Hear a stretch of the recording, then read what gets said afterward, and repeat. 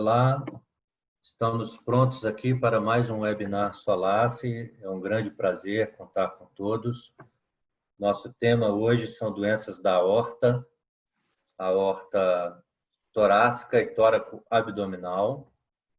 Para isso, contamos com um time de especialistas de primeira linha. Temos o Dr. Luiz Virgem, do México.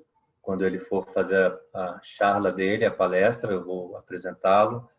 Dr. Oscar Mendiz, da Argentina, dispensa apresentações.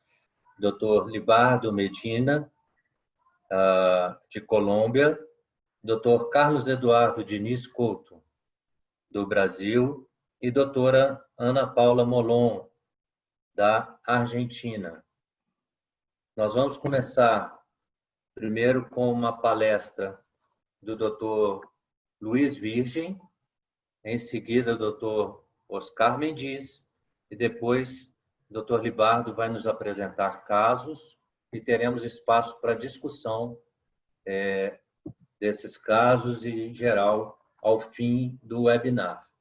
Gostaria de lembrar vocês que, se quiserem fazer perguntas ou comentários, podem fazer pela seção Perguntas e Respostas no seu painel Zoom. Os mesmos serão respondidos, na medida do possível, ao final do webinar. Este evento tem tradução simultânea de português e espanhol. Um íconezinho, como um globo, na base da sua tela. E, para ter acesso à tradução, basta clicar ali e escolher o canal desejado, português ou espanhol. A sessão está sendo gravada e estará disponível posteriormente no canal da Solace no YouTube. O Dr. Luiz Virgem vai começar uma apresentação para nós. Ele é cardiologista intervencionista e periférico do Hospital Ángeles y México Americano, em Guadalajara, no México. Dr. Luiz, por favor. Muchas gracias, Mauricio. Muchas gracias a Solace, principalmente a Solace Peripheral por esta iniciativa que comenzó este año, y la verdad es que es para mí un honor hablar un poco en los próximos minutos de la actualización en lo que sería la patología de la aorta torácica.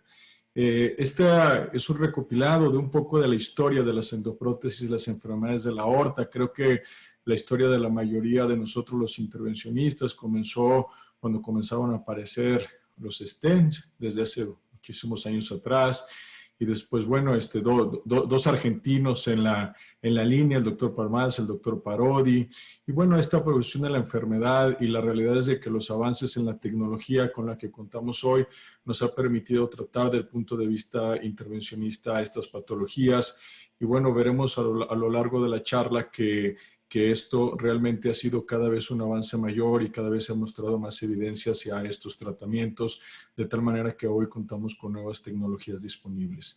Creo que, hablando específicamente de la actualización, he pensado yo en 5 puntos que me parecen fundamentales y que hoy corresponde a lo que nosotros pensamos que es lo que deberíamos de hacer en nuestros centros de atención a los pacientes con enfermedad de la aorta.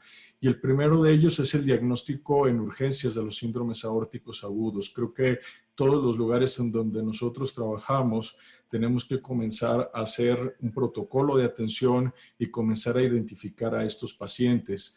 Lo primero, que estos pacientes muchas veces se presentan con un síndrome aórtico torácico agudo y no son aquellos pacientes que tienen una enfermedad crónica.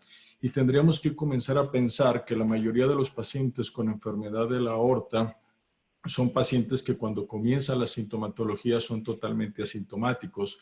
Algunos, si bien pueden presentar, dependiendo del tamaño, algunos otros problemas pulmonares, datos del nervio laríngeo recurrente, la mayoría de los pacientes cursan totalmente asintomáticos, de tal manera que la mayoría de nosotros somos concordantes en pensar que cuando existen síntomas, estos síntomas nos hablan de gravedad, de tal manera que cuando un paciente tiene una enfermedad de la aorta y esta se vuelve sintomática, entonces estamos ante una situación probablemente de un síndrome aórtico agudo.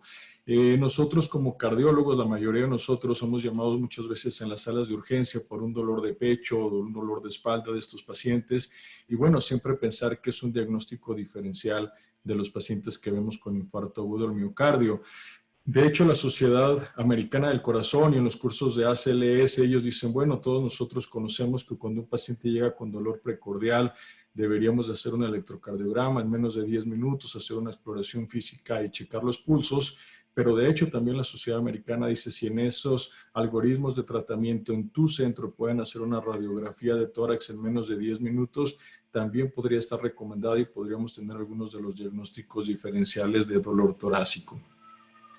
Otra de las cosas que se han ido avanzando poco a poco y a pesar de que realmente no tenemos hoy un marcador serológico para las patologías de la aorta, se han comenzado a estudiar a lo largo de los años algunos. Quizás los más utilizados en el diagnóstico clínico es el dímero D y la elevación del PCR, pero probablemente en un futuro tengamos algo más práctico en la vida real del uso clínico, que podrían ser la miosina de cadena pesada, los fragmentos solubles de elastina o el S100A12, que de repente nos pueden ayudar a permitir con una sensibilidad y especificidad razonable dentro del uso clínico algunos de los diagnósticos diferenciales de la patología de aorta. Y a mí me gusta mucho esta clasificación de Svensson, que es muy utilizada en la Sociedad Europea de Cardiología, que fue publicada hace algunos años atrás, porque nos permite identificar 5 clases de síndromes aórticos agudos y que si bien muchas veces el tratamiento es muy parecido entre ellos, nos permite pensar en la etiología. Entonces, de tal manera que en la clase 1 están aquellas separaciones entre las capas que conocemos como disección clásica del falso lumen, las disecciones tipo A y B, lo que corresponde al hematoma intramural. Como ustedes pueden observar en la tercera imagen, se ve realmente una parte engrosada de la parte de la aorta en su segmento, que correspondería a este hematoma intramural, a una disección subaguda en las cuales se separa la capa, pero no totalmente correspondiente a un falso lumen, una úlcera aórtica penetrante en donde existe alguna pequeña lesión en el vaso que hace que se produzca esta úlcera, y bueno, una disección iatrogénica o traumática que habla más durante algún procedimiento que se produzca alguna iatrogenia,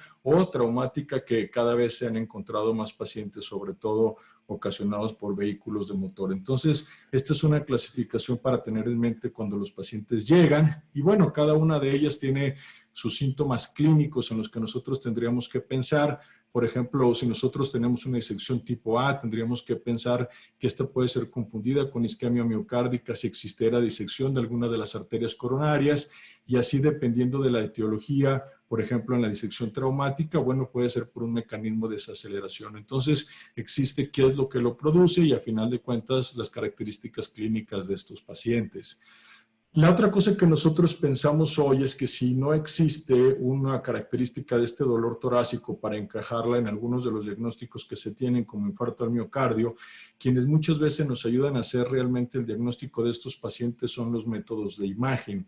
Y dependiendo de la localización en la aorta, cuando nosotros pensamos en la aorta ascendente, probablemente el ecocardiograma transesofágico juega un papel fundamental. Vean ustedes que tiene una sensibilidad y especificidad extremadamente alta para ver las patologías de la aorta ascendente, pero cuando nosotros pensamos en el arco o en la aorta descendente, probablemente la tomografía juega un papel fundamental, y hoy que tenemos tomografías mucho más sofisticadas que nos permiten hacer diagnósticos en las salas de dolor torácico agudo y saber distinguir entre enfermedades arteriales coronarias, entre tromboembolismo pulmonar y enfermedades de la aorta, algo que tiene varios años hablándose del triple rollout del algoritmo. Esto nos puede ayudar en el diagnóstico diferencial de las patologías de la aorta, y es algo siempre tener en cuenta en estos pacientes que continúan con un síndrome torácico. De tal manera que cuando nosotros podemos tener una tomografía, nosotros nos tenemos que pedir algunas características que para nosotros son muy importantes. Una de estas características es que la tomografía sea realizada con cortes finos, que incluya idealmente desde el cuello hasta la parte de la ingle, que nosotros podamos analizar realmente qué es lo que está pasando, que nos permita diferenciar las características que se tienen no solamente de la porción ascendente o descendente de la aorta, sino prácticamente de todo su trayecto e inclusive de los accesos que nosotros vamos a utilizar. La otra cosa que para nosotros es importante la tomografía, y por eso la importancia de incluir las arterias femorales, es si pensáramos en un tratamiento endovascular, siempre tener en cuenta cuáles son las características de esas arterias femorales, que algunas veces, como pueden observar en la flecha, se encuentran calcificadas. algunas veces su diámetro no nos permite pasar una endoprótesis, y bueno, siempre tomar en cuenta que dependiendo del diámetro, nosotros deberíamos de utilizar una u otra endoprótesis. Nosotros tenemos varias endoprótesis hoy en el mercado, y bueno, no todas ellas tienen la misma característica. Nosotros deberíamos de comenzar a entender, dependiendo de los French y dependiendo del diámetro que nosotros necesitemos, pues cuáles son aquellas que se encuentran con mayor o menor diámetro. Yo quise, por ejemplo, ejemplificar aquí un paciente que tiene un problema en la aorta y que necesitamos utilizar una prótesis de 34 milímetros. Ven ustedes que si nosotros utilizamos una Sedin Alpha, sería 18 French, por ejemplo. Si utilizamos una C-TAC, sería 22 French. Y si utilizamos una Valiant Captiva, sería 20 French. Entonces, existe una diferencia, y algunos pacientes que tienen anatomías no complejas o diámetros adecuados, probablemente no exista tanta diferencia. Pero en América Latina tenemos muchas mujeres jóvenes que tienen algunas arterias relativamente pequeñas o pacientes añosas o pequeñas, que para nosotros existe una gran diferencia sobre eso. La otra, hablando de los síndromes aórticos agudos, es para recordarles de la disección tipo A y tipo B, y sobre todo por el tiempo de atención, de tal manera que si es una disección tipo A, que son el 60%, pues la mayoría de estos pacientes tienen una mortalidad muy alta de 1-2% por hora y de 50-74% en 15 días, y el tratamiento es eventualmente quirúrgico. Y cuando nosotros tenemos una tipo B, bueno, entonces esto es muchísimo más rápido. Existen nuevas clasificaciones que nos pueden ayudar a entender, sobre todo esta, que se publicó hace un par de años, y ven ustedes cómo dependiendo del sitio de entrada nos hace pensar si la parte, a lo que llamaremos nosotros la A, es la porción proximal, o la B, la porción distal, o 0, 1, 2, 3, 4, dependiendo de dónde comienza y de dónde termina la disección. Entonces, lo que nosotros entendíamos era que la disección tipo A era un tratamiento quirúrgico, después teníamos la disección tipo B, que generalmente era un tratamiento intervencionista, y si era un tipo B no complicado, un tratamiento médico. Y durante mucho tiempo tratamos las tipo B solo cuando existía una mala perfusión, como en este caso, ven ustedes una disección aórtica tipo B210, y a final de cuentas fue tratada con una endoprótesis, corrigiendo totalmente la complicación que el paciente tenía.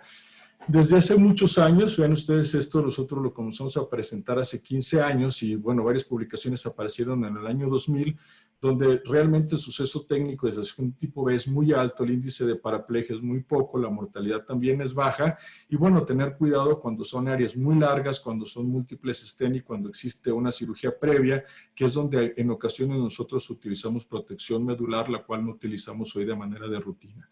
Poco tiempo después apareció esta publicación en la que parecía que el tratamiento médico y endovascular era muy parecido y el tratamiento quirúrgico prácticamente no, pero conforme han ido apareciendo nuevos artículos, este fue publicado hace 2 años atrás, y vean ustedes que existen algunas diferencias en los pacientes con disecciones aórticas tipo B no complicadas, y las principales características para así tratar estos pacientes son sitios de reentrada mayor de 10 milímetros, el diámetro de la aorta, sobre todo cuando es mayor de 40 milímetros, el diámetro de la luz falsa mayor de 20, la luz falsa que continúa permeable, o el aumento en el diámetro de la aorta mayor de 5 milímetros. De tal manera que estas características nos hacen ayudar a predecir qué pacientes con disecciones tipo B no complicadas serían potencialmente tratables. Este es un caso de una disección tipo B no complicada que tiene una aorta mayor de 40 con un sitio de reentrada alta, que la acabamos tratando por una fusión de imagen de una manera conservadora, a pesar de que era una disección tipo B no complicada. Entonces, la disección tipo B complicada, bueno, pues lo más probable es de que el paciente le vaya muy bien con una endoprótesis, pero en la disección no complicada tenemos que tener en cuenta estas características que yo les mencionaba y también la expectativa de vida del paciente. Es muy importante para nosotros poder considerar en estos nuevos algoritmos de tratamiento qué casos de estos pacientes deberían de ser llevados a tratamiento endovascular.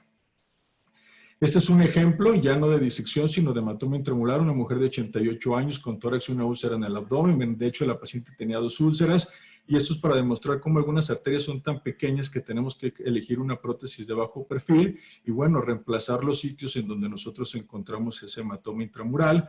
Este es un caso que tratamos recientemente, que ven ustedes que es un paciente que tiene hemoptisis y una fístula aórtico-bronquial, un paciente de 75 años. Y bueno, en estos casos, en lo mejor, ustedes pueden ver en la foto de la imagen del lado derecho en la parte de abajo que se encuentra selectiva la intubación hacia el bronquio del lado izquierdo, y en este caso lo que nosotros idealmente hacemos es un tratamiento híbrido, y bueno, se acaba haciendo primero la parte de los troncos supraórticos y después la parte de abajo con dos endoprótesis. Algo que para nosotros siempre es muy agresivo en el sentido de si no es tratado es aquellos pacientes que tienen un daño aórtico traumático, que de repente aparecen, y muchos de estos pacientes son jóvenes, y estos pacientes de repente nos llegan así. Este es un caso que tratamos el 7 de noviembre, un masculino de 34 años, tuvo un accidente de automóvil de frente, este es el vehículo. Ven ustedes que a alguien se le ocurrió pedir una radiografía de tórax, en la radiografía no se veía bien qué estaba pasando, se hace una tomografía y se ve cómo este paciente puede ser corregido de una manera endovascular después de esa ruptura de aorta, de una manera también relativamente poco invasiva. Estos son algunos cambios que ha habido en el tratamiento de las zonas del aneurisma. Yo les decía, los tratamientos de la zona 0 son los que hoy prácticamente pensamos en tratamientos híbridos, y todos los demás los podemos hacer de manera endovascular o híbrida. Este es otro caso de un paciente con aneurisma de aorta. Vean ustedes con un paciente con dolor torácico, un aneurisma amplio. A final de cuentas, este paciente optamos por cerrar la arteria subclavia dado la edad del paciente izquierda, y a final de cuentas hacer una corrección también del arco. Este es otro caso de una paciente con un aneurisma roto que parece de aspecto micótico. Le dejamos un tiempo con antibióticos y se pasó a corregir con una endoprótesis. Una cosa muy interesante que ha venido a cambiar esto son las enfermedades del arco aórtico, y también existe una secuencia en ese tratamiento, y ven ustedes cómo se sigue innovando. El año pasado, ven ustedes, se presentó el primer caso en el mundo de un endovental que fue hecho en Sudamérica, y es muy interesante porque no solamente en este paciente se reemplazó la aorta, sino también se reemplazó la válvula, y bueno, cada vez vamos teniendo más opciones. Esto es lo que pensamos del tratamiento hoy. De nuevo, la zona 0 necesitaría un tratamiento quirúrgico junto con un tratamiento híbrido, y en las otras zonas, pues nosotros podemos pensar en no llegar o no incluir la parte de la esternotomía, sino solamente hacerlo a través de los troncos supraórticos. Somos muy a favor de trabajar con los equipos quirúrgicos, y este es un caso que tratamos también el año pasado. Y ven ustedes cómo el paciente tenía un gran aneurisma de la arteria subclavia izquierda, y se optó por hacer primero la revascularización de esa arteria subclavia izquierda y posteriormente a eso colocar una endoprótesis. Aquí está cómo se ve el injerto, y después la colocación de la endoprótesis y la embolización de esa arteria subclavia en un tratamiento híbrido. ¿Cuál sería el futuro de estos pacientes? Bueno, tal vez tengamos en un futuro estos troncos ya diseñados, como lo vamos a ver más adelante en la parte abdominal, ya es una realidad. En la parte de la aorta torácica y del arco sigue hoy siendo un desafío. Existen varias casas comerciales corriendo atrás de eso. En lo personal, no soy un fan de colocar chimeneas y stents hacia la parte cuando tenemos un equipo quirúrgico que está capacitado para hacer eso, pero es una opción en algunos pacientes, sobre todo en aquellos casos de urgencia. No podía faltar las recomendaciones en esta era de COVID, y vean ustedes que diferentes sociedades se comenzaron a manifestar cuando comenzó el COVID, sobre todo hacia la enfermedad arterial periférica y en este caso a las enfermedades de la aorta. Y bueno, el mensaje que les quiero dejar es que esta sigue siendo una emergencia. Los síndromes aórticos agudos no hay que posponerlos, y vean lo que dice la Sociedad Americana de Cirugía Vascular, que en los pacientes con rupturas sintomáticos, ya sea de la aorta torácica abdominal, pues esos pacientes no se tienen que posponer. La otra característica es que si uno tiene un aneurisma de la aorta torácica mayor de 6.5 centímetros, también lo recomendable es posponerlo solo si fuera posible, o 6.5 de aneurismas de la aorta abdominal, de tal manera que ese sería nuestro diámetro. Si el diámetro fuera menor a 6.5, bueno, pensar si se puede posponer. Pero si esto se encuentra en un síndrome aórtico agudo, como podría ser una disección aguda rota o un síndrome de ruptura o malperfusión, pues nosotros sabemos que son procedimientos que no pueden esperar. De tal manera que es algo para tomar en cuenta. ¿Cuándo sería hoy la indicación en estos pacientes durante la era de COVID, que es para nosotros un reto? Entonces, el mensaje que yo les quiero dejar el día de hoy es que el tratamiento de las patologías de la aorta torácica es el tratamiento de elección en los aneurismas torácicos descendentes, en las úlceras penetrantes, en los arcos aneurismáticos y en los aneurismas de la aorta torácica, sobre todo cuando utilizamos debranking en la zona 0, 1 o 2.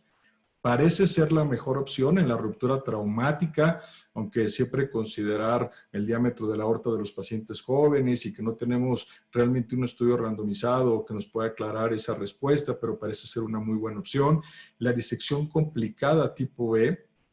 Y en los casos tipo B no complicada, tenemos que buscar siempre estos predictores como el sitio de reentrada, el diámetro de la aorta, el diámetro de la luz falsa permeable y el aumento del diámetro de la aorta mayor de 5 milímetros en las tomografías subsecuentes después de estos pacientes. Muchas gracias. Fantástico, Luiz. Muito obrigado, e realmente você conseguiu fazer uma apresentação muito extensa num tempo curto, né? Foi brilhante, devo dizer. Temos até um minuto. Obrigado. Que eu vou aproveitar. Temos até um minuto aqui que eu vou aproveitar para fazer uma pergunta para você. Tá? Você já respondeu mais ou menos que não é muito fã da chaminés, né, e esses tratamentos completamente endovasculares, mas para o arco aórtico em si, ou para, por exemplo, abdominais, aneurismas abdominais, justarenais, também. Você prefere sempre o tratamento híbrido, como debranching, para o arco aórtico? Mauricio, primero você me estás debiendo una ida a Bahía porque tardé 20 minutos que me dijiste que iba a tardar más, ¿eh? Bueno, yo no acredité, es verdad. No creías, pero te dije, cuenta conmigo. No, mira, vamos a hablar un poco más adelante. El doctor Oscar Mendiz va a presentar la evidencia de lo que existe hoy en los aneurismas tóraco-abdominales que yo no quise tratar. Yo no digo que nunca he hecho una chimenea en la parte de los troncos supraórticos, pero creo que hoy con una experiencia de un grupo quirúrgico en la que se pueden hacer injertos, el cerebro son de las partes en la intervención que les tengo más respeto. Entonces, creo que cada caso es diferente y una de las cosas bonitas en la terapia endovascular periférico es que es muy raro encontrar dos casos semejantes. Creo que los cirujanos hacen un trabajo fantástico y obligado en la parte de la aorta ascendente, en la parte de los arcos también, y no hubiéramos la necesidad de colocar un stent si no fuera necesario. Pero creo que en la aorta abdominal tenemos evidencia hoy para poder hacer, por ejemplo, en algunos tipos de cuellos cortos, utilizar algunos tipos de stent y algunas endoprótesis muy específicas que han sido estudiadas. Pero no me quiero adelantar al tema del doctor Mendiz, que está listo para mostrárnoslo. Perfeito.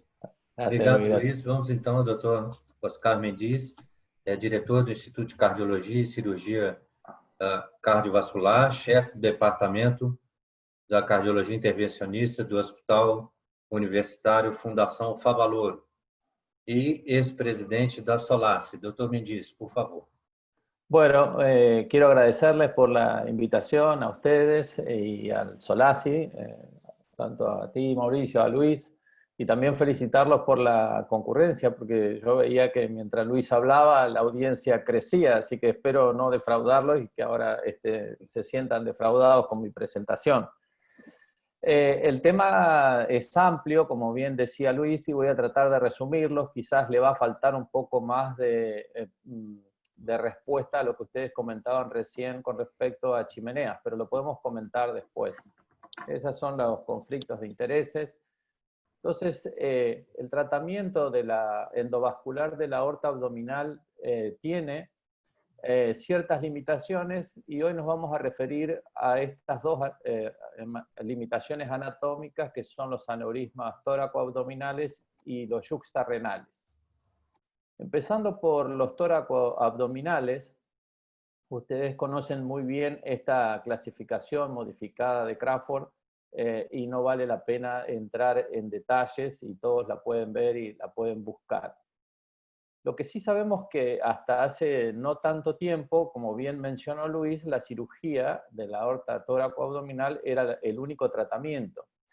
Y que ese tratamiento tenía una aceptable sobrevida a 30 días, pero también una no despreciable, de alguna manera, incidencia de complicaciones como la mortalidad al fallo renal y la isquemia de la médula espinal, como alguien preguntó recién en el chat.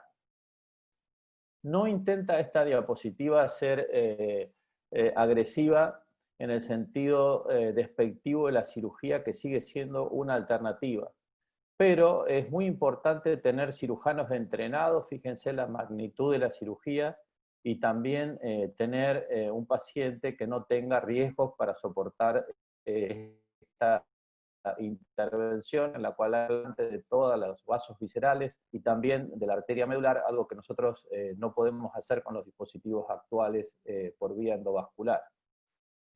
Cuando uno mira los resultados de la cirugía, y he tratado de traerles lo más actualizado que encontré, esta publicación es bastante reciente, fíjense ustedes, de este año, muestra en este metaanálisis con casi 12.000 pacientes un pool de mortalidad del 10% y en el aneurisma torácico descendente del 10%, una incidencia de accidente cerebrovascular de 5%, 20% de insuficiencia renal, y la incidencia de isquemia medular permanente es de casi el 6%, nada despreciable.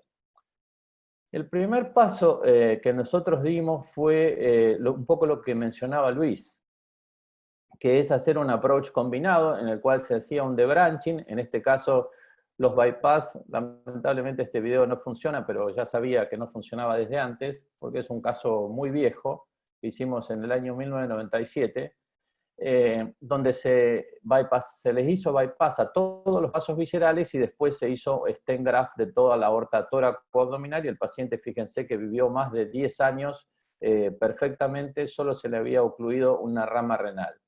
Pero esa intervención no deja de ser una intervención compleja, con también ciertas limitaciones. Después de ello, introdujimos algunas variantes de lo que sería la chimenea, en este caso, para un paciente con un gran y largo aneurisma torácico, comprometía toda la aorta descendente, hicimos una técnica de periscopio, la aorta abdominal estaba respetada, y también este paciente se selló perfectamente, no hubo ningún leak y evolucionó favorablemente. Pero después, avanzando con la mejoría del diseño de los dispositivos, avanzamos en el campo de los stent fenestrado. Esta era una diapositiva antigua de la literatura. Y el primero dispositivo que utilizamos es el dispositivo de Cook, y comenzamos fundamentalmente con los casos en los cuales hacíamos pacientes con cuellos muy cortos o yuxtarrenales, en los cuales necesitábamos fenestraciones para las arterias renales, y en general un scallop para la arteria mesentérica superior, que era la que respetábamos. La técnica es bastante compleja, que requiere de una rigurosidad en cuanto a la metodología. Hay que ser prolijo, consistente y continuo, y tratar de minimizar la posibilidad de cometer errores que nos pueden llevar a costar un procedimiento. Un procedimiento, me refiero a tener una complicación que pueda afectar el resultado tanto en agudo como tardíamente. Lo primero que hacemos es, como les voy a mostrar después, es tener un buen diseño y un buen planeamiento. Pero luego tenemos que cateterizar cada una de las arterias renales, donde vamos a dejar una guía para tener valga la pena, un road mapping. Luego que liberamos el dispositivo de forma parcial, todavía está parcialmente colapsado, se recateterizan los orificios de las fenestraciones por dentro del dispositivo, usando como guía la cuerda que está puesta por fuera. Luego introducimos una vaina en cada una de las arterias renales, y si es necesario en las arterias viscerales. Luego se procede a la liberación completa del dispositivo. Si creemos que es necesario insuflar un balón, ese es el momento, antes de poner los stents renales. Luego ponemos los stents cubiertos, que tienen que ser, en el caso de las fenestraciones, stents expandibles por balón, que los insuflamos de acuerdo al tamaño del vaso y el tamaño de la fenestración, que fue planeado de acuerdo al tamaño de la arteria renal. Inflamos en lo posible un balón más grande para producir un flare y disminuir la posibilidad de filtraciones y también de desplazamientos. He encontrado en la literatura justo de este año que una de las dificultades, como les voy a mostrar a veces, es el alineamiento del dispositivo cuando uno hace la liberación parcial.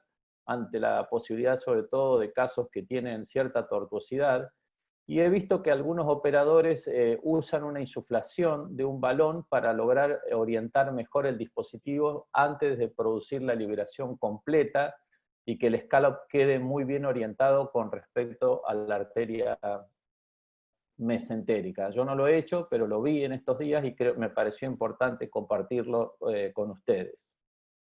Como algo mostró Luis, las imágenes son mandatorias y las imágenes de extrema calidad. Lamentablemente muchas veces nos pasa en nuestro medio, y creo que vale la pena mencionarlo porque estamos hablando para Solasi, para la comunidad de Latinoamérica, que muchas veces las tomografías no tienen la calidad necesaria. Nosotros tenemos que tener esos cortes finos que Luis mencionaba, porque tenemos que lograr una medición adecuada de diámetros, pero también una orientación de dónde nacen los orificios de esos vasos viscerales que vamos a respetar y el tamaño que tienen para hacer este planning que hacen los ingenieros cuando hacemos los dispositivos a medida, que tiene que ver con la orientación de dónde está el orificio y el tamaño del orificio para que ellos nos puedan entregar después un plan parecido a este, que es el que nosotros vamos a tener que seguir durante el procedimiento. Hay algunos grupos, y quizás hay alguien en la audiencia que lo hace y que después nos puede comentar, que le hacen, ya sea scallop, como en este caso, hechas por los cirujanos intraprocedimientos, es decir, que no han sido hechos en la compañía, produciendo un deployment parcial del dispositivo y que ellos le hacen el corte. Nosotros no tenemos experiencia en esto, quizás somos un poco más cómodos y nos gusta que nos hagan las cosas. Nos parece algo trabajoso, pero lo cierto es que hay gente que tiene experiencia que lo ha hecho. Esa era un scallop, y en este caso es una fenestración, donde ellos tienen que hacer sobre la prótesis lo que los ingenieros hacen en la fábrica, liberarlo parcialmente, hacer la fenestración, protegerla para que después el tejido no se desgarre, o sea, es un trabajo quirúrgico. Lo cierto que con respecto a las publicaciones encontré esta en la cual se comparaba el de branching que les mostré originariamente con estos, digamos de alguna manera, homemade fenestraciones o scallops, y ahí en esa publicación, que son pocos pacientes, dice que los resultados fueron similares para cuando los cirujanos hacen eso que para las técnicas de branching, pero tengan cuidado porque en la literatura de todo lo que tiene que ver con aneurismas tóraco-abdominales, las series son pequeñas y muchas son series no randomizados y uno siempre publica lo que le va bien. Lo cierto es que después nos mudamos en el curso del tiempo a hacer este tipo de procedimientos usando los dispositivos, como les dije, fenestrados. Este es un caso de un aneurisma, en realidad un pseudoaneurisma yuxtarrenal en un paciente que tenía una cirugía previa. Esta es la tomografía con todo el planning, como les mostré anteriormente. Y este es el procedimiento en las etapas. Acá están las guías que sirven de, valga la redundancia, de guía para dónde vamos a ir. Acá es cuando lo recateterizamos por dentro, una vez que el dispositivo fue liberado. Acá fue hecho el ballooning, como les mostré, o ballooning, como les mostré siempre antes de poner los stents. Acá vamos a poner, fíjense que siempre, antes de avanzar el stent, un tip importante es que la vaina esté dentro de la arteria renal para que el stent ingrese protegido y que no se nos vaya a quedar atrancado sin avanzar adecuadamente. Es preferible retroceder la vaina. Y si tienen algún día alguna dificultad en avanzar una vaina, hay que inflar un balón y luego sobre ese balón inflado van a poder avanzar la vaina. Entonces es el resultado. Hemos hecho luego la insuflación con los balones más grandes y vemos el resultado final, y este es el resultado. Y esta es la tomografía de seguimiento al año, donde se ve un perfecto sellado de ese pseudoaneurisma. Esta es una diapositiva vieja, precisamente para hablar de chimeneas, en la cual nosotros decíamos que si teníamos el dinero, que si teníamos las habilidades y que si teníamos el tiempo para esperar estas prótesis, lo podíamos hacer, pero que si no, en algunos casos podíamos usar las chimeneas. En la evolución posterior, y sobre todo para tratar aneurismas ya no solo yuxtarrenales, sino los verdaderos tóraco-abdominales, aparecieron los dispositivos ramificados. los cuales nos permiten, de alguna manera, tratar, como les digo, una patología un poco más compleja que la que veníamos abordando. Y más esos dispositivos que también se hacían a medida, hoy hay dispositivos que ya están prefabricados, que tienen un afinamiento y que tienen las 4 ramas, y que nos permiten de alguna manera abordar a la mayoría de los pacientes y que sean mucho menos los pacientes que fabricar este dispositivo, lo cual nos permite acelerar los tiempos. Este es el primero que surgió en el mercado, que es el de Cook, como ustedes ven, que tienen las 4 ramas, y después le vamos a implantar los stent expandibles por balón o los autoexpandibles. Se han ideado los médicos, sobre todo los latinoamericanos, a veces tenemos algunas ideas originales, no yo precisamente, pero algunos colegas inteligentes, y se han hecho cosas como esta, que es el cannelloni, que es poner primero una prótesis torácica, luego introducir la prótesis desde abajo recta, y antes de liberar esta prótesis se liberan los stent forrados autoexpandibles para que quede esta configuración. Nosotros no hemos hecho ningún caso, pero hay que saber que en la literatura está y que eso existe. Este es un caso hecho por nosotros, de nuevo. Este es un caso de un fenestrado, de un aneurisma tóraco-abdominal grande. Como ustedes pueden ver, el sellado, si uno lo hace con cierta prolijidad y con tiempo, se logran buenos resultados, y uno se siente como el señor ahí, porque todo el mundo está contento y aplaudiéndolo, hasta que uno dice, ¿por qué no miramos un poquito más arriba? Y resulta que después de a lo mejor 1 hora y pico, 2 de trabajo, se encuentra que el wire rígido produjo una disección de la aorta ascendente, y entonces ahí es cuando uno se pregunta o se agarra la cabeza, porque ese paciente que uno no lo iba a querer operar, se tiene que operar de una disección de aorta ascendente. Pero es verdad que esto no lo necesitó repararse, pero lo muestro para de alguna manera graficar que son procedimientos complejos, pacientes vulnerables y que los problemas existen. Este es otro caso, también hecho con la misma prótesis, un aneurisma grande, como ustedes ven, que se extiende por encima de las arterias renales, que hemos introducido ya en la evolución del tiempo la fusión de imágenes, que ayuda mucho. Como ustedes ven, uno tiene en la superposición de las imágenes de la tomografía donde están el ostium de las arterias renales, en este caso, o viscerales. En general nosotros usamos un acceso quirúrgico subclavio, donde ponemos un introductor grande, que puede ser derecho, como en este caso, o izquierdo. Este es un aneurisma de esta clasificación. Y aquí vemos la liberación en este caso es otro dispositivo, este es el de Jotec. Tenemos en este caso la marca de una renal desde abajo y la otra desde arriba. Acá vemos cómo vamos, una vez que hicimos la liberación parcial de las ramas, hacemos la cateterización. De nuevo, ven que el wire está por fuera como marca, y luego una vez que lo cateterizamos desde adentro, introducimos la vaina, y en este caso son stent balón expandible, hemos elegido porque no había una gran angulación, que es una de las razones por las cuales a veces usamos los autoexpandibles, y muchas veces si hay una curva muy importante le ponemos un bare metal stent adentro para evitar el kinking a largo plazo que hemos tenido. Aquí, de nuevo, con la fusión de imágenes las cosas se simplifican un poco.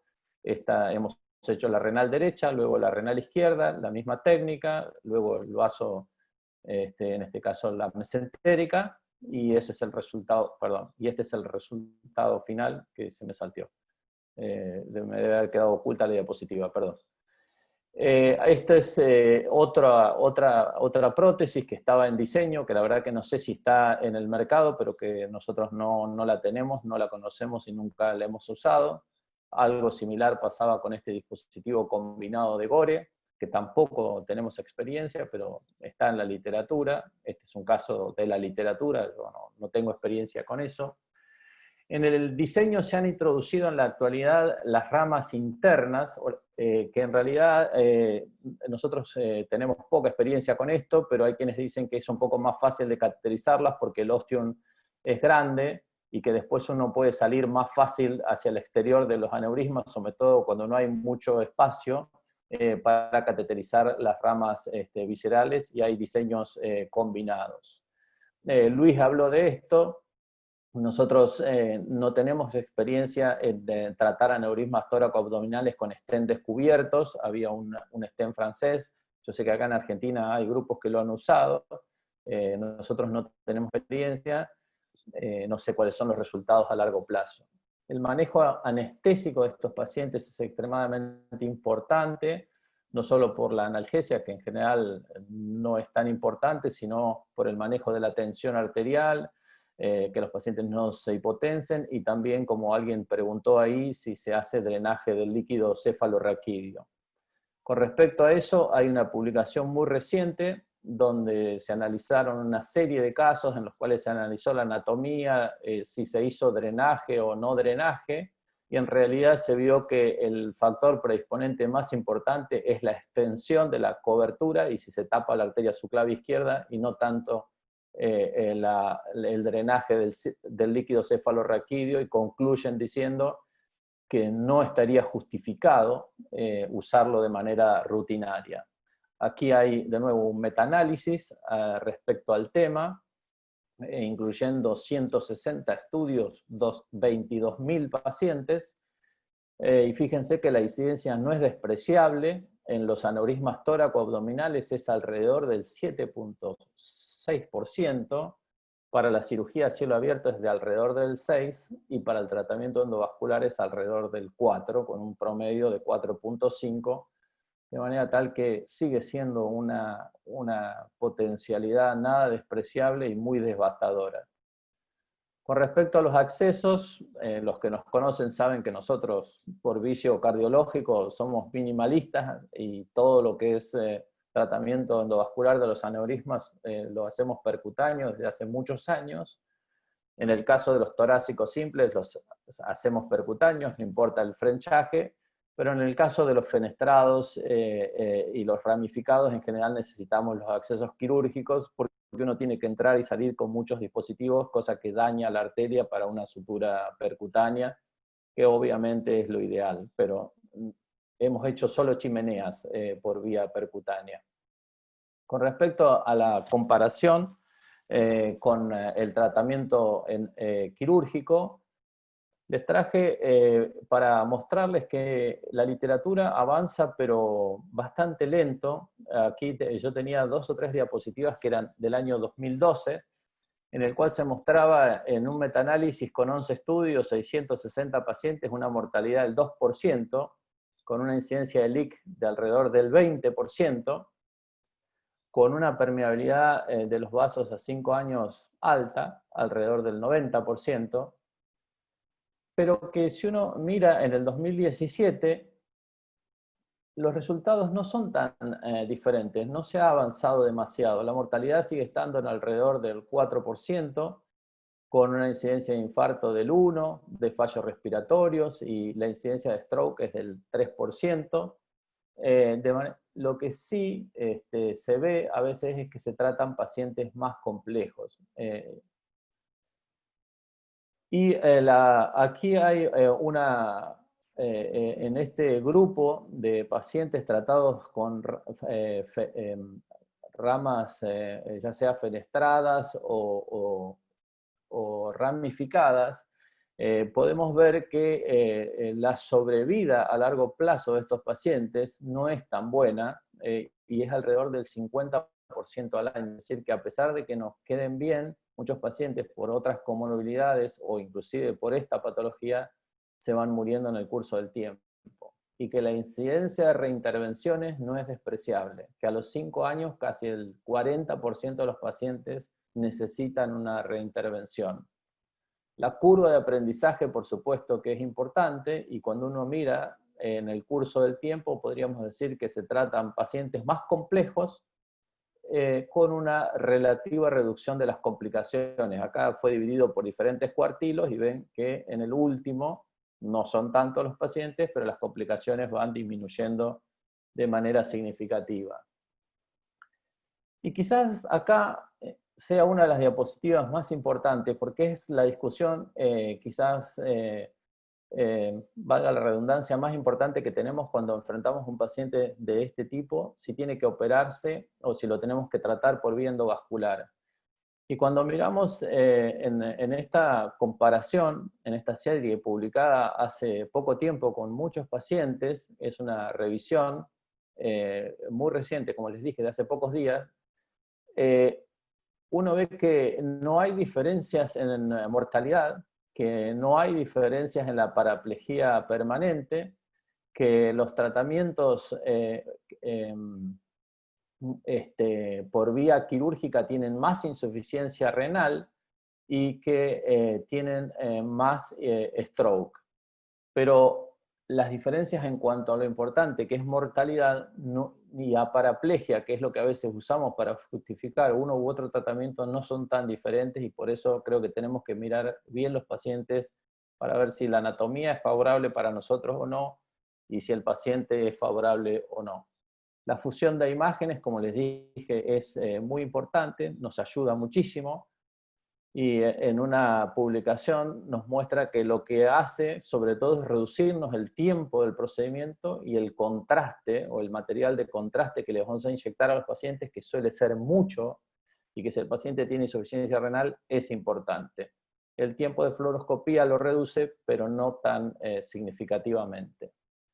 Entre los problemas podemos tener mal alineamiento, ya sea vertical, porque nos quedó más arriba o más abajo, o que la prótesis nos quede rotada, y eso es un problema a la hora de cateterizarlo, y aunque lo logremos cateterizar, fíjense que eso tiene impacto. Los pacientes que tienen mal alineamiento tienen peor sobrevida y tienen mayor necesidad de reintervenciones.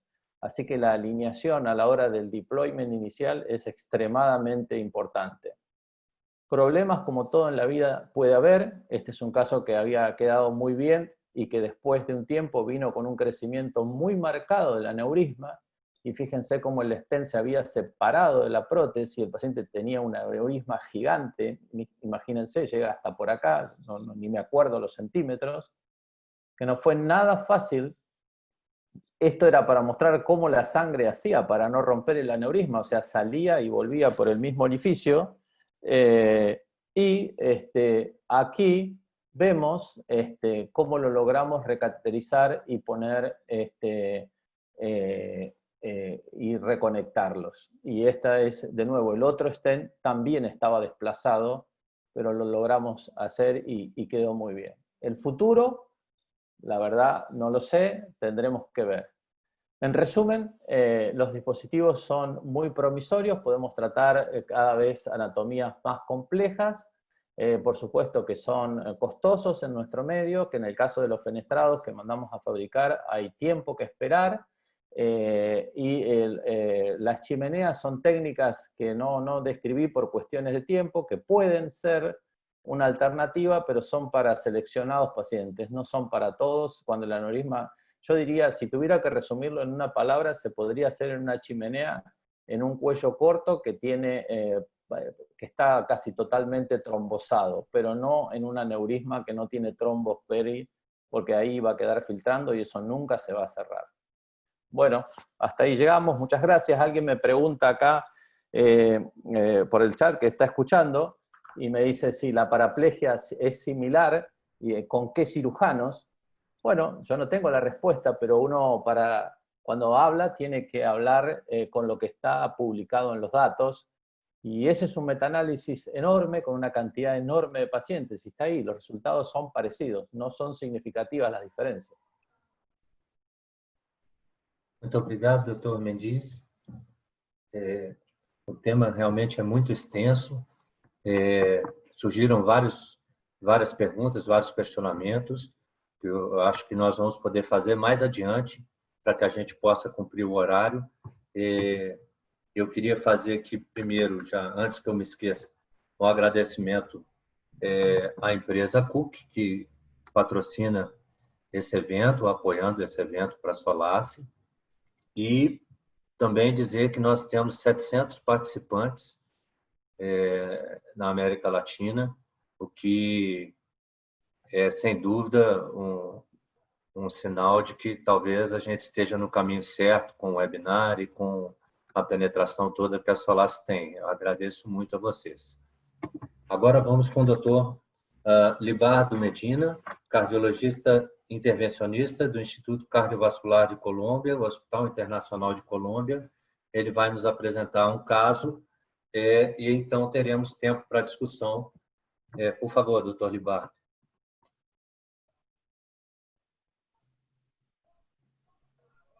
Buenas, ¿cómo están? Hola, ¿me escuchan? Perfeito. Perfecto. Ok, bueno, para empezar, muchísimas gracias por la invitación. Un placer compartir el panel con ustedes. Entonces, yo traje dos casos de disección aórtica para mirar, pues, cómo es el abordaje terapéutico. Un primer caso en disección aórtica tipo B aguda y otro caso que tuvimos en una disección aórtica tipo B, también crónica, ya en una fase de dilatación. Entonces, el primer caso que les quiero mostrar es un hombre de 58 años que nos ingresó aquí el mes pasado con un episodio de dolor intenso en pecho asociado a diforesis, sensación de muerte, con antecedente de hipertensión arterial en tratamiento, con adecuada adherencia. Al momento del ingreso en otra institución, pues lo primero que pensaron fue en un síndrome coronario agudo, descartaron con el electro y la troponina, pero tenía un dímero D levemente positivo, por lo cual quisieron descartar un tromboembolismo, le hicieron un TAC y documentan una disección aórtica tipo B y lo remiten a nuestra institución para manejo. Al momento del ingreso, pues un paciente hipertenso con signos vitales normales, sin ningún otro hallazgo positivo al examen físico, y el angioTAC de ingreso, pues como ustedes pueden ver, vemos acá cómo vemos una doble luz que arranca desde la subclavia, compromete toda la aorta torácica descendente, se comprime la luz a nivel de las arterias viscerales, principalmente a nivel de las arterias renales, continúa hacia la aorta abdominal distal, comprometiendo la bifurcación de la aorta y se extiende hacia las ilíacas y principalmente hacia la femoral izquierda, donde prácticamente colapsa la femoral izquierda. Entonces, en este momento, en resumen, pues tenemos un paciente con una disección tipo B, que al catalogarla, pues digamos que no encontramos claramente dónde se ve el tier de entrada, el sitio de ruptura principal, y pues lo que podemos ver es un hematoma intramural que genera, pues digamos, un doble espacio con un compromiso de la luz verdadera, y pues así ya como nos mostró el doctor Virgen, pues tenemos que clasificar esta disección. Entonces nosotros ante los hallazgos, pues como no teníamos un sitio de entrada claro, pues la identificamos como una disección indeterminada que arranca en la zona 3 distal a la subclavia y que alcanza a comprometer las arterias ilíacas y en este caso la femoral, por eso la determinamos como una I311. Por el tiempo de síntomas, pues digamos que este paciente se presenta aquí a las 24 horas, entonces tenemos una disección aórtica tipo aguda. Y aquí viene, digamos que uno de los puntos más importantes, digamos, en el abordaje clínico, que es definir si este paciente tiene una disección complicada o no complicada. Complicada decimos que es un paciente que tiene ruptura clara de la disección o tiene unos signos de malperfusión claros.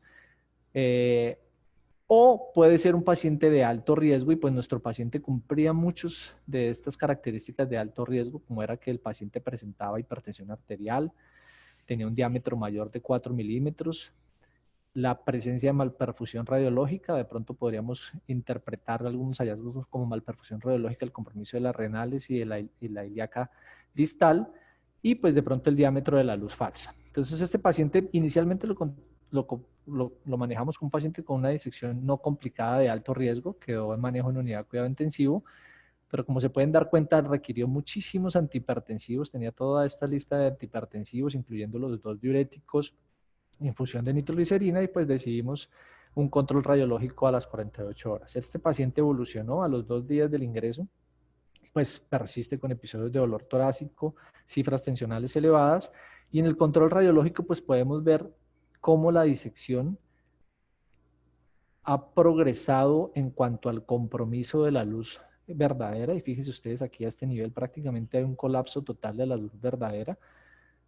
el mismo compromiso a nivel de las arterias viscerales y un mayor compromiso a nivel de la ilíaca, de la bifurcación de la aorta, donde hay un mayor compromiso, y en este momento pues el paciente se presenta ya con una ausencia de pulso en el miembro inferior izquierdo. Fíjense aquí la comparación del TAC del ingreso a un mismo nivel, como ya está más colapsada la luz verdadera, y un hallazgo que muchas veces, a veces nosotros de pronto no tenemos en cuenta, nos centramos mucho en lo que es la aorta, pero encontramos unos signos de infartos renales en el riñón izquierdo donde se veía un mayor compromiso de la luz verdadera, y pues con esto hicimos ya un diagnóstico de una malperfusión radiológica. Este paciente, a pesar de que tenía esto, no tuvo compromiso de la función renal ni del volumen urinario. Y esta es la comparación a nivel de la aorta distal, donde hay mayor compromiso obviamente de la bifurcación y de la ilíaca común izquierda con ausencia del flujo. Entonces con esto ya decidimos que teníamos que hacer un tratamiento endovascular con el fin de lograr una mejor expansión de la luz verdadera, y decidimos pues hacer un tratamiento endovascular con una endoprótesis. Considerando la anatomía como se presentaba, que había una disección que alcanzaba a comprometer la arteria subclavia, decidimos pues hacer un implante de la prótesis cubriendo el origen de la subclavia y embolizando la subclavia. Esto lo pueden ver.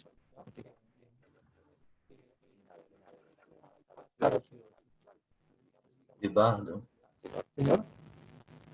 Sim? eu estou com um problema de áudio. Vocês estão ouvindo o doutor Libardo, né? Não me estão escutando? Alô? Eu não. Também sem áudio, Maurício. Também sem áudio. Isso. Tenta falar de novo, Libardo. Se o áudio sumiu. Voltar um slide, por favor. No te escuché, perdón. ¿Me repites? Aló. ¿Me escuchan? Sí, Ahora sí. No era bueno tu Ahora sonido, sí. pero ahora sí. Ok, perfecto. Bueno, entonces continúo. Entonces esta es la inyección inicial. Aquí podemos ver ya la prótesis prácticamente liberada. Faltaba aquí la constricción proximal. Como les había comentado, el plan era realizar una embolización de la subclavia.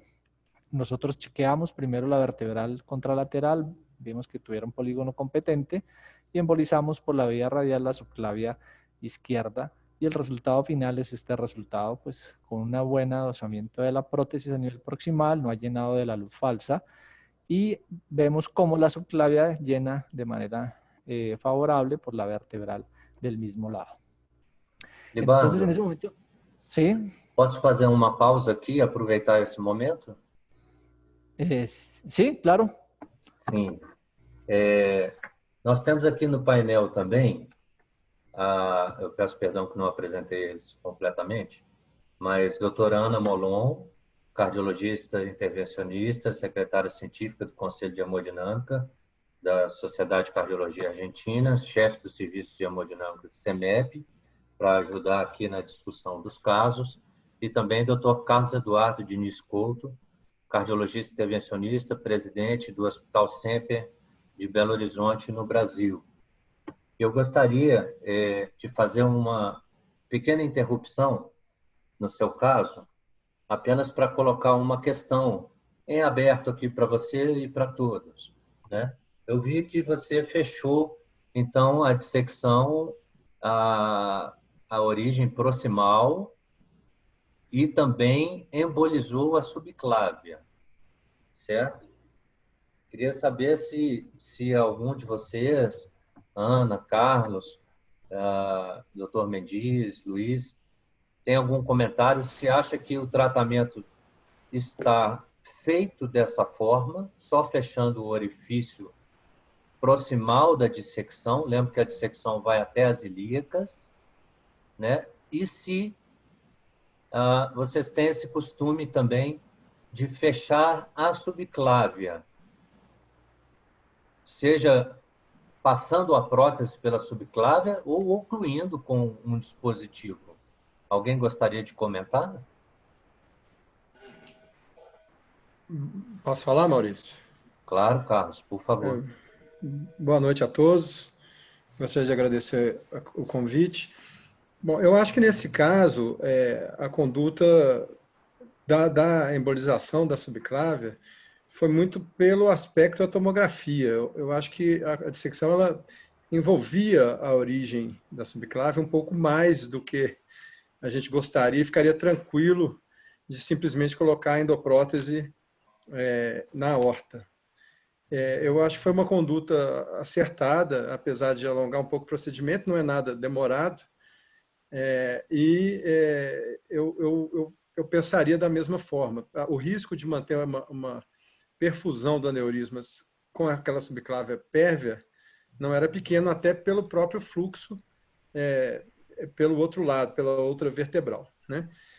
Quanto ao tratamento dos ramos distais, eu acho que a gente deve ser mais conservador mesmo. Eu trataria somente a origem proximal da dissecção, né? Apesar de, ocasionalmente, não ser o evento, não ser só isso que vai resolver, mas na maioria das vezes, sim, a gente tem uma melhora importante da perfusão distal, né? E tratamos o evento agudo. Então, você acha que o caso estaria, num primeiro momento, numa urgência, teoricamente resolvível? Essa é a Claro que vão, expectativa. sim. Essa é a E a expectativa. dissecção para baixo... Nem sempre é o que acontece. Claro. E a dissecção para baixo, até as ilíacas, observar no momento. Sim, é um caso muito ruim, a evolução muito aguda, uma luz muito restrita pelo hematoma da dissecção, mas a expectativa é que melhore, né? Sim. Alguém com mais algum comentário? Mauricio, yo creo que el tratamiento, inclusive en América Latina, un dilema siempre es cuánto material está dispuesto a pagar. Hablábamos de eso hace rato, ¿no? Siempre que pensamos en colocar una o dos prótesis y de repente hacer más cosas, también muchas veces pensamos en el costo y quién paga esto, ¿no? Pero creo que la estrategia que se utilizó me parece que es correcta y que nosotros hubiéramos hecho exactamente lo mismo. Una cosa que siempre nos gusta es ver la parte de las vertebrales y no solamente a veces en su origen, sino también en el segmento intracraneano. Entonces, es algo que hemos ido aprendiendo con las complicaciones, en tener en el cuidado de ver cuál vertebral es dominante, cuál es el origen de la otra y cómo se encuentra esta parte de los troncos supraórticos, porque a veces nos quitan dolores de cabeza, sobre todo cuando pensamos que vamos a cerrar la subclavia. Sim. Lembrando que fechando a subclávia também nós podemos ter um índice maior de paraplegia, né, na evolução. Mas, doutor Libardo, então como o senhor prosseguiu? Ok, entonces, una vez implantamos la prótesis, entonces quisimos mirar cómo estaba la perfusión distal. Obviamente veíamos pues muy buen flujo, con una muy buena perfusión de las viscerales, una muy buena perfusión en las ilíacas. Nosotros pensamos que de pronto íbamos a tener que poner un stent dissection, lo teníamos en la sala, pero pues obviamente consideramos no ponerlo, en parte por lo que hemos comentado de disminuir costos y pues por la probabilidad de que un paciente tan joven pueda evolucionar a una fase de dilatación y que más adelante necesite una intervención a nivel tóraco-abdominal y que esto de pronto nos frene esta opción. Entonces, este paciente controló el dolor, recuperó el pulso en la femoral izquierda, pero seguía muy hipertenso. Aquí podemos ver cómo pues, la prótesis se adosó muy bien, se expandió, mejoró mucho esa zona que estaba completamente colapsada a nivel torácico, pero digamos que seguíamos viendo estas características a nivel visceral y el mismo compromiso a nivel de las arterias renales con una mejoría más sustancial a nivel de la bifurcación de la ilíaca y de la perfusión del miembro inferior. Entonces, con esta situación y un paciente que estaba hipertenso, con todos estos antihipertensivos ya catalogado como una hipertensión resistente y con una infusión de nitroprusiato que no podíamos disminuir, decidimos entrar y tratar de arreglar esto que estábamos viendo aquí, que consideramos que eran unas estenosis renales, muy probablemente por una obstrucción dinámica que producía la luz falsa a ese nivel y que muy probablemente estaba obstruyendo los ostiums de las arterias renales. Entonces, el procedimiento que lo hicimos por vía femoral, identificamos aquí claramente en la renal izquierda se ve cómo hay un compromiso de la luz verdadera por un flap de disección y lo que hicimos fue pues estabilizar esa disección con unos stents descubiertos que los implantamos con mucho cuidado hasta el ostium con el fin pues de preservar el ostium y poder darle una opción a este paciente más adelante en dado caso que lo necesite. La evolución de este paciente fue muy buena. Este procedimiento se hizo el 27, el 1 de agosto ya se pudo dar de alta con destete significativo de los antihipertensivos, y el último control fue el 8 de este mes, donde el paciente ya tiende a tener un control de la presión arterial, incluso está algo hipotenso, y se le hizo un ajuste de medicamentos. Esta es una imagen de aquí Bucaramanga, para que se animen a visitar Colombia y esta tierra que es muy bonita. El segundo caso que traigo es un caso, digamos, un poquito más... Só um minuto, Libardo. A Ana quer falar alguma coisa? Por favor, Ana. Sí, en realidad te quería hacer una pregunta. ¿Estos pacientes, cómo los siguen a largo plazo? Digamos, tomando como ejemplo este paciente, el remodeling o la evolución anatómica, digamos. ¿Cómo es su protocolo de seguimiento para este tipo de pacientes? Sí, primero eso es muy importante, digamos que para la patología de aorta hay que ser muy cuidadosos con el seguimiento, digamos, para la audiencia.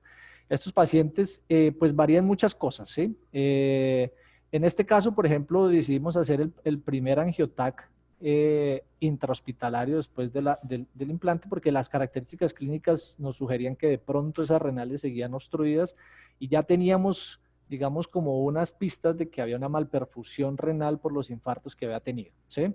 Pero usualmente nosotros hacemos un control al mes de estos pacientes, y si su función renal no lo permite, hacemos un control angiotomográfico de todos los pacientes, y seguimos muy de cerca a los pacientes, por ejemplo, que tienen disección tipo B, y aquellos pacientes que hacemos endoprótesis complejas, pues por la alta probabilidad de tener endofugas y de requerir una reintervención, ¿sí? Entonces, por ejemplo, en el caso que sigue, es una paciente que habíamos hecho acá y que se presentó con una progresión de su enfermedad, y que nos dimos cuenta en los controles angiotomográficos que se le hacen a los controles. Eu queria fazer um comentário também, aproveitar aqui. Nesses casos de dissecção, aqui, pelo menos os nossos colegas aqui, eu posso falar também pelo Carlos, que nós trabalhamos também juntos, e a maioria dos grupos aqui, pelo menos na nossa região, nós certamente trataríamos esse caso com um stent, nessa fase aguda, um stent autoexpansível comum dedicado à aorta, tá? Depende aqui da marca, não quero entrar em marcas, mas nós temos muito disponível aqui um stent alemão, iExcel, que ele tem células abertas na parte da mesentérica, das renais, e células fechadas nas pontas, né? Então, para nós é muito simples, e só liberar um stent autoexpansível na aorta, ele vai até 40, 36 milímetros de diâmetro, e nós temos a chance grande de controlar essa dissecção, pelo menos agudamente, né? Mas eu não vejo de coisa interessante. Todos nós fazemos isso aqui, assim, é a primeira opção, vamos dizer assim, para os nossos casos de dissecção, mas não vejo na literatura séries grandes, estudos randomizados sobre isso, né? Você chegou a comentar sobre isso, né? Não foi? Quando você falou stent de dissecção, você estava se referindo a esse tipo de stent, não é? Mas aí optou por tratar a renal de forma muito inteligente, né? Ok, Libardo, vai para o segundo caso, então. Bueno, entonces este segundo caso, un poquito más desafiante. Esta es una señora un caso que tuvimos en 2016. La señora de 61 años para ese momento tenía antecedente de una disección tipo B que se había presentado con una dilatación de la luz falsa de 62 milímetros, y en ese momento se decidió realizar un tratamiento con 3 cuerpos de endoprótesis en ese momento para cubrir el sitio de ruptura principal, y tuvo como una complicación un desgarro de la ilíaca izquierda, que fue por donde se hizo el abordaje. En esa época se utilizó un introductor 24 French y requirió pues un reparo con un bypass iliofemoral. Esta paciente, pues como les comenté, se había seguido en la consulta externa, y en 2015 se presenta con un control imagenológico que evidencia pues una disección aórtica tipo B crónica en una fase de dilatación a nivel tóraco-abdominal y muy probablemente, ustedes se pueden ver acá en el angiotac, lo voy a ir corriendo, cómo está la prótesis, pues bien adosada, en el sitio donde estaba la dilatación severa, está trombosado, aquí están los dos cuerpos de endoprótesis, pero ustedes se fijan que cuando llega a la porción tóraco-abdominal hay una doble luz, la prótesis está dirigida hacia una luz falsa, la luz verdadera es la pequeña que vemos, la que está colapsada y es donde salen el tronco celíaco, la mesentérica, la renal izquierda y de la luz falsa sale la renal derecha. Seguimos esa disección que va hacia el abdomen donde está también parcialmente dilatada y se extiende la luz verdadera hacia la femoral derecha, ilíaca derecha y femoral derecha, y hacia el lado izquierdo el bypass que tenía iliofemoral está obstruido 100%. Entonces, pues nos enfrentamos aquí a una paciente que tiene una endoprótesis torácica en una disección que está muy probablemente tal vez en una reentrada, se comunicó luz verdadera con luz falsa, y pues tenemos una dilatación a nivel tóraco-abdominal ya con unos diámetros de 5.3 por 4.8 y pues en este momento teníamos que ofrecerle un tratamiento a esta paciente. Entonces pues ya lo hemos comentado durante el webinar, las dos opciones, endovascular, cirugía, muy probablemente la cirugía muy mórbida en una paciente que ya tiene una aorta enferma, con un injerto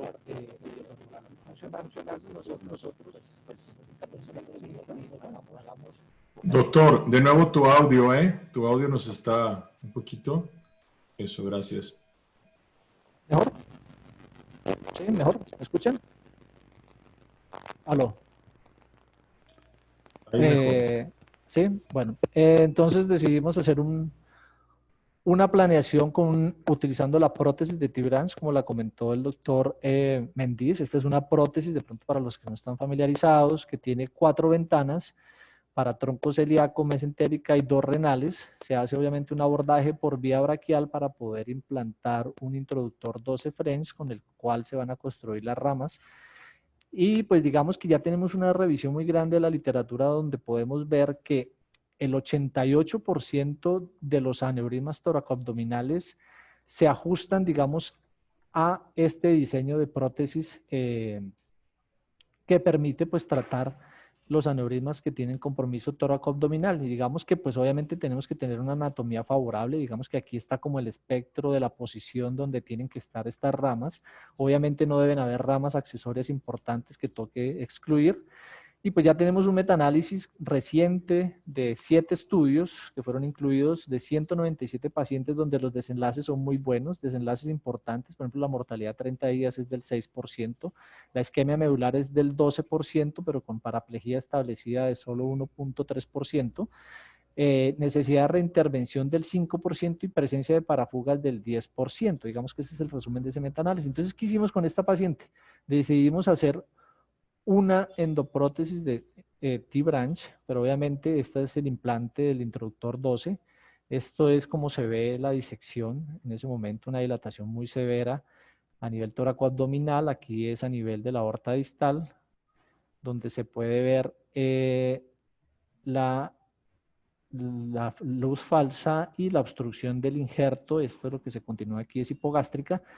Entonces, pues ustedes dirán, este era un procedimiento un poquito difícil. La luz verdadera distal no se comunicaba con el camino de la prótesis, entonces hicimos un procedimiento complejo que fue comunicar las dos luces. Hicimos una punción con una aguja de Brock y avanzamos una guía a esa luz falsa proximal donde venía la endoprótesis. Hicimos una pesca de la guía con un multi-snare y construimos, digamos, un mismo camino, y a través de esa guía pues avanzamos unos balones con el fin de construir un camino para poder implantar la prótesis. Ya una vez hecho este caminito, subimos el T-Branch, que ustedes lo pueden ver acá, tiene unas características. Aquí nos subimos apoyándonos, subiendo el 12 French hacia el brazo, pues para obviamente cuidar el arco y la arteria braquial.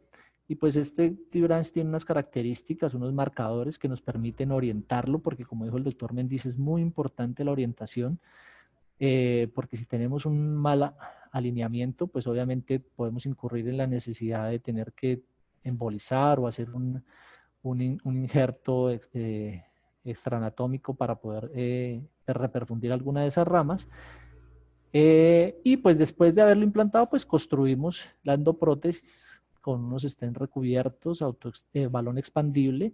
Aquí puede verse cómo estamos expandiendo el del tronco celíaco. Este es el resultado ya con el stent implantado. Esta es la mesentérica que requirió el implante de 2 stents. Ya una vez implantado, nosotros aquí hicimos una liberación secuencial de cada una de las ramas. Si ustedes se pueden dar cuenta, íbamos liberando rama por rama. Y aquí, de la mitad, podemos ver cómo se van liberando esas ramitas. Aquí estamos liberando las ventanas para las renales. Tienen 3 marcadores proximales y 2 marcadores distales, por donde tiene que salir la guía que viene proximal para caer al saco aneurismático y canular la rama e implantar los stents que comunican la rama con la arteria visceral. Aquí ya están construidas las 2 prótesis de los riñones.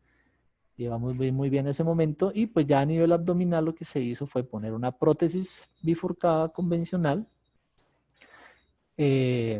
que se extendió pues hacia la ilíaca derecha, preservando la hipogástrica de ese lado, muy importante aquí para poder, digamos, prevenir la paraplegia.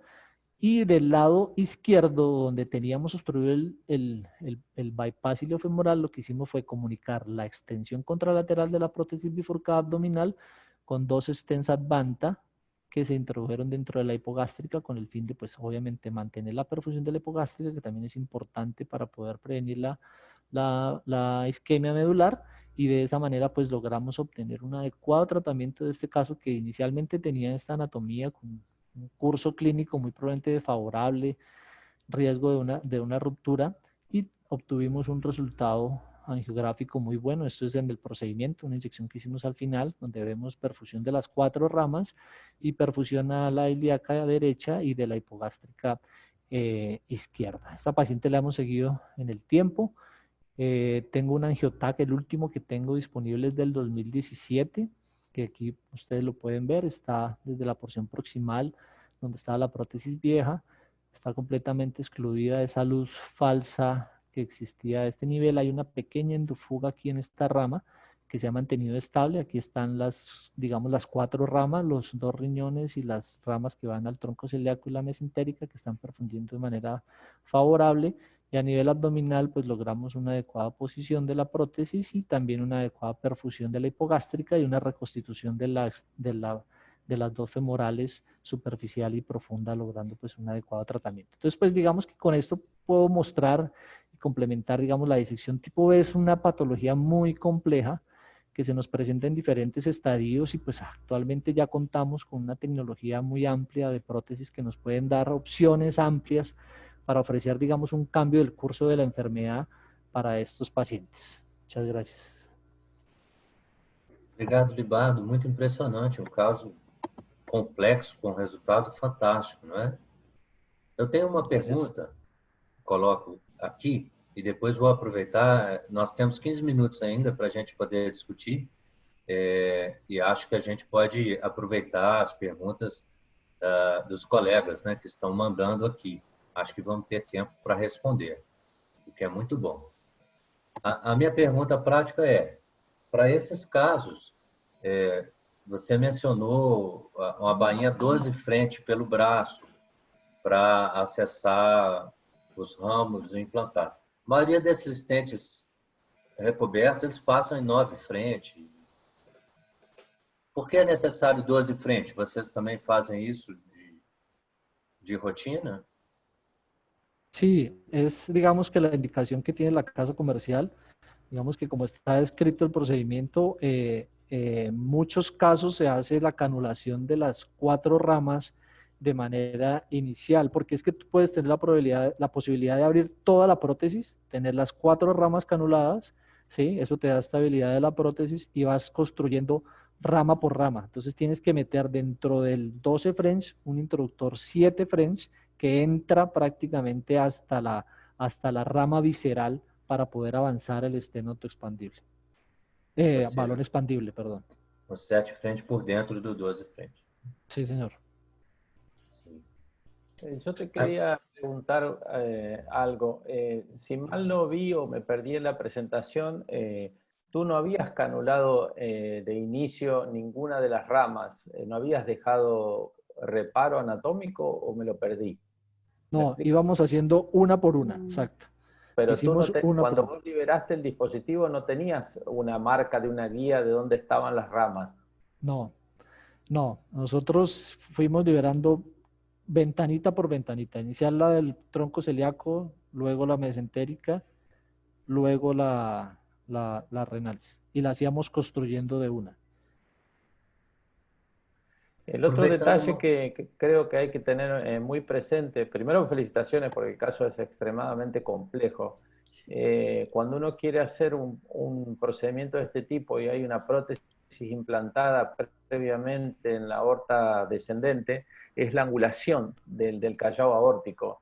Porque si la angulación es muy marcada, a veces se vuelve muy difícil el manejo del set 12 French para cateterizar el resto de las ramas por la tortuosidad. Creo que en este caso era aceptable, pero hay pacientes que es muy angulado donde yo no me animaría a hacer lo que hiciste. Sí, hemos tenido casos difíciles, pero pues digamos que en este nos fue muy bien. Digamos que en la experiencia de nosotros con T-Branch, en ese momento estábamos empezando, lo hicimos con Proctor, con el doctor Timarán, pero en nuestra experiencia hemos perdido una ventana de un tronco celíaco que tenía una estenosis.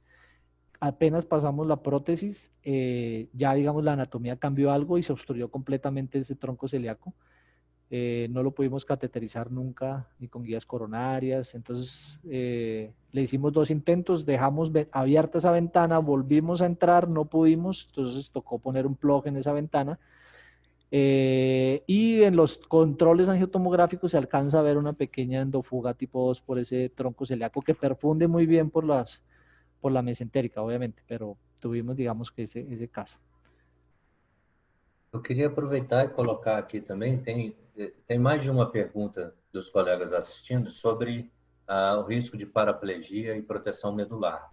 Eu sei que já foi respondido até pelo Dr. Mendes na apresentação dele. Eu fiquei um pouco pressionado, porque no meu conceito, o risco de paraplegia durante a cirurgia seria maior do que com as endopróteses. E ele mostrou uma meta-análise que era praticamente igual. Algum de vocês faz uma proteção medular ativa, deixa um catéter para fazer uma drenagem de líquor em alguma situação ou não? Nosotros lo hacemos no rutinariamente, lo hacemos en algunos pacientes que hay que hacer un tratamiento largo, complejo y que tenemos que ocluir la subclavia. Ese paciente quizás sería el que nosotros le pondríamos un drenaje líquido cefalorraquídeo inicial. Con respecto al metaanálisis, a mí me sorprendió también, porque la verdad es que hacía un tiempo que no te daba esta presentación y que no actualizaba la literatura, y me sorprendió un poco ver esa publicación. Yo no soy un amante de los metaanálisis. Los metaanálisis sirven para exagerar los beneficios o los errores de los trials. Entonces, a veces cuando uno hace metaanálisis de series que se publicaron, y las series que se publican son siempre las que fueron bien, por ahí uno está exacerbando el resultado de una u otra técnica. Lo cierto es que el metaanálisis muestra que numéricamente es un poco inferior, pero que no es tanta la diferencia. Por supuesto, vuelvo a insistir, los cirujanos que publican estas series son cirujanos que tienen experiencias. Yo trabajo en un hospital que se hacen muchas cirugías, pero no todos los cirujanos hacen este tipo de cirugías. Le diría que es 1 o 2. Entonces yo creo que hay que estar, hay que mirar a los pacientes con cuidado. Y la verdad es que uno cuando habla de paraplegia piensa en la paraplegia completa. Pero yo tengo una señora que Ana la conoce, debe hacer 15 o 20 años que me viene a saludar y agradecer que está viva, pero la señora tiene una vejiga neurogénica que le quedó de un tratamiento de un aneurisma torácico, y la señora se pone una sonda vesical 3 o 4 veces por día, y ella me viene a agradecer, pero yo cada vez que la veo, puedo asegurar que siento un dolor en la panza, ¿no? Tener una paraplegia es una complicación devastadora. Sí. De qualquer Nosotros, forma, Maurício, eu gostaria de fazer uma... pois não, Carlos. Una pregunta. Eu gostaria de fazer uma pergunta. Pode falar, Ana. Sí, claro. Mulheres primeiro. Bueno, gracias. Bueno, un poco con respecto a las complicaciones, al doctor Méndez o a cualquiera que me quiera contestar, con respecto a las desconexiones, cuando aparece la complicación, en general lo consideran que es por un tema anatómico, por la disposición de las ramas, por un tema técnico de la alineación, o que tiene que ver con la rigidez de los stents que se usan para las ramas. Personalmente creo que es una combinación. Un paciente puede ser que sea una cuestión particular, pero creo que hay 2 o 3 cosas a tener en cuenta. Primero, que la protrusión del stent dentro del graft tiene que ser por lo menos unos 3-4 milímetros, suficiente para producir algún grado de flare y que de esa manera disminuir la posibilidad de que se desconecte. Yo creo que este paciente que se desconectó, no estoy seguro que tuviera el flare completo. Y la otra cosa que vos mencionaste es importante, porque este paciente tenía una tomografía previa en el cual había tenido una reducción impresionante del aneurisma. Había llegado casi, no digo desaparecer, pero había tenido una reducción de más del 50%. Y yo creo que cuando se producen esos cambios anatómicos se produce un poco de distorsión. Y yo creo que ahí la prótesis rotó un poco, porque de hecho no es que solo estaban corridos, sino estaban desalineados. Y también esa puede haber sido una causa. O sea, yo creo que hay combinaciones. Y la otra, la que mencionó, que te quedaron mal alineados desde el comienzo y entonces queda haciendo una fuerza importante. Y el otro mensaje que quería dejar es el que dije, pero un poco al pasar.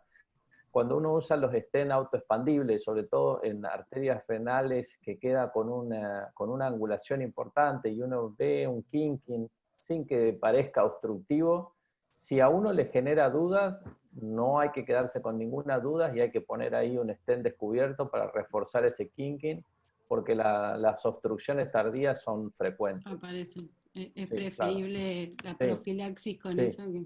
Absolutamente.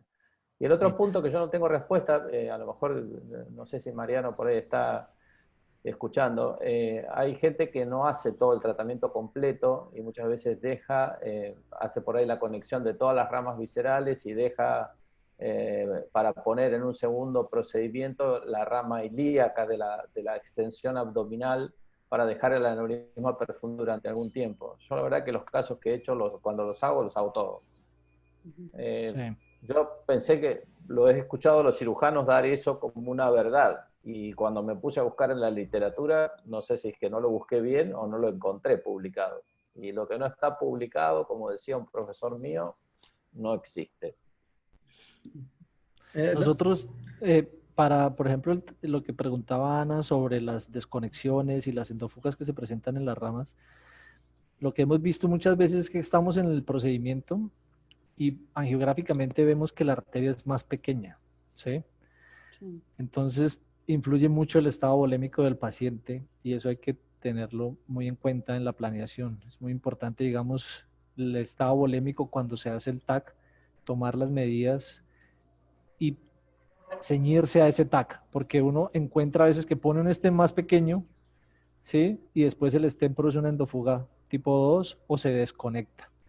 Lo otro que hemos tenido de una desconexión de una mesentérica fue que se puso un stent muy corto dentro de la mesentérica para respetar una rama proximal, como es un stent recubierto. Entonces, cuando hemos tenido esos casos, lo que hacemos es extendemos el área cubierta, pero con un stent descubierto. Entonces ponemos el stent cubierto hasta el ostium, 1 centímetro dentro del ostium, y ponemos uno más distal descubierto con el fin de, digamos, mantener más estable esa rama. Otra cosa que pasa es lo que dijo el doctor Mendiz, que se pueden quinquear, principalmente las renales, se pueden quinquear muchas veces, entonces hay que poner muchas veces 2 stents para poder, digamos, mantener ese kinking más permeable y que no se vaya a tapar más adelante. Y cuando hemos decidido dejar una ventana de perfusión para prevenir, digamos, una paraplejía inmediata, lo que hacemos es, dejamos una ventana abierta, pero ponemos un stent descubierto, con el fin de que más adelante por el brazo entramos y rápido, no perdemos la anatomía, se entra y se pone el stent recubierto por entre ese stent descubierto que ya está conectado con la arteria visceral. Y se logra, pues digamos, una adecuada perfusión.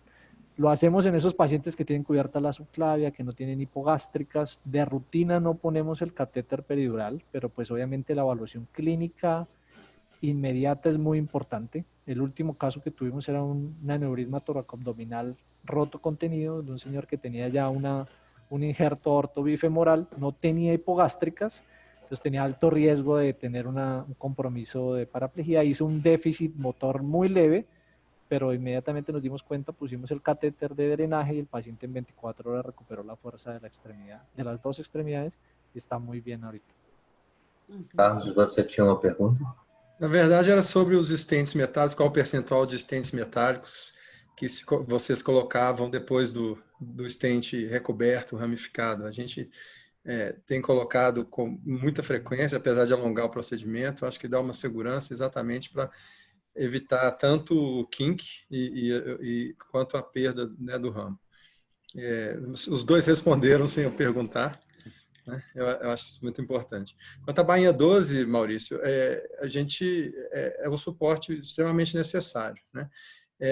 No caso, uma outra questão, uma pergunta pessoal, é sobre o acesso braço direito ou esquerdo. Apesar do arco aórtico, né, a gente tem que transpor o arco aórtico pela direita, a gente costuma usar o braço direito como acesso porque é muito mais amigável, muito mais confortável de se trabalhar na maioria das salas, né? Então, assim, apesar da dificuldade de transpor o arco com a bainha 12, que realmente muitas vezes muito complexo, a gente tende a usar o braço direito e demorar um pouco ali. Mas para o procedimento que é extremamente demorado, né, extremamente cansativo, nós temos que ter equipe, temos que ter resistência física para fazer. É importante você estar do mesmo lado ali, acho que tudo é mais fácil. Eu estou um pouco impressionado que aparentemente os colegas aqui com muita experiência, né? Mas mesmo aqui nós estamos falando de Latinoamérica e praticamente ninguém deu importância para chaminé, para periscópio, para técnica de sanduíche, né? Isso são, assim, é um procedimento razoavelmente mais simples do que uma endoprótese fenestrada e você acessar todos os ramos. Vocês deixam isso sempre como segunda opção? Nosotros hicimos unos cuantos pacientes, yo no podría ahora decirte el número. Hemos hecho chimeneas abdominales, unas cuantas, vuelvo a insistirte, incluyendo algunas totalmente percutáneas. Es fácil poner, hemos hecho desde radial, que era una señora relativamente baja, y hemos hecho por disección humeral doble para poner un stent autoexpandible 9 French desde ambas humerales. Y los resultados fueron aceptables, pero hay que elegir bastante bien la anatomía. Vuelvo a insistirte, si tú, no voy a poder graficártelo, tienes un aneurisma con casi nada de trombo, que comienza inmediatamente bajo las renales o que está por encima de las renales, la posibilidad de que te quede perdiendo es alta. Y entonces uno tendría que tener un plan para después ir a cerrar ese leak, que no va a ser fácil, y va a haber que poner lograr encontrar ese GATS, que es el espacio ese que queda entre la adaptación de los stents, y lograr poner Onyx o algo así, porque si no, no va a ser posible cerrar. Hemos de hecho la guatera. chimeneas subclavias, sí, hemos hecho chimeneas subclavias, unas cuantas, y con buenos resultados. Hemos hecho triple chimenea, un caso que está publicado ya hace unos cuantos años, de una paciente que tenía contraindicación absoluta para la cirugía. Hicimos doble carotidio y subclavio, también con buen resultado. Es decir, lo hacemos, pero no es... tiene sus limitaciones. No, es un poco más fácil, no deja de ser costoso, porque los stent forrados al final terminan siendo más o menos lo mismo, y hay que seleccionar el paciente. Es periscopio ese que les mostré, pero hemos hecho otro que no nos fue bien porque después había tanto diferencia entre el tamaño de la prótesis y la aorta abdominal infrarrenal, que la prótesis terminó colapsando los stents y se taparon. El paciente tenía isquemia mesentérica que hubo que resolverlo quirúrgicamente. O sea, ¿será que eu poderia dizer que es una panacea? uma ou duas chaminés podem ser ok, mas procedimentos mais complexos, 4 ramos, parece que o resultado no sería tan bueno. ¿Ustedes concuerdan? No, y Mauricio, yo creo que también depende mucho de la característica anatómica de la tomografía. O sea, yo creo que la mayoría de nosotros lo que piensas es, si te llegas a complicar y sabes que no estás utilizando lo correcto o haces chimenea, después ¿qué va a pasar en un futuro? ¿Cómo vas a tener que reparar? ¿Qué es lo que decía ahora el doctor Mendiz?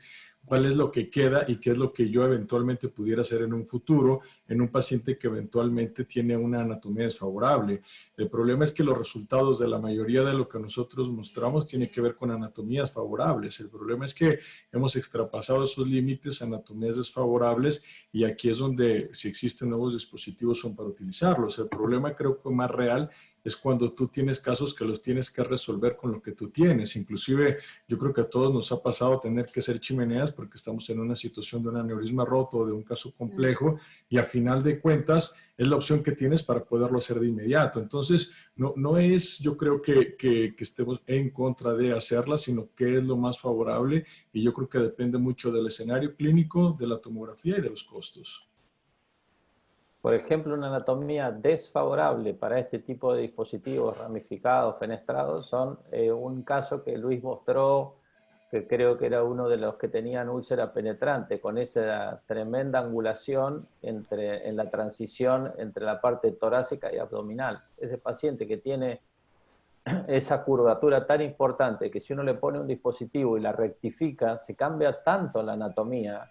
Primero va a tener dificultades en avanzar, y después la anatomía que uno va a tratar no tiene nada que ver con la anatomía que tenía en la tomografía, y ahí la posibilidad de que o no logres cateterizar las ramas, o te queden desalineadas, o tengas complicaciones, es alta. La tortuosidad, yo diría que es el principal limitante para este tipo de dispositivos.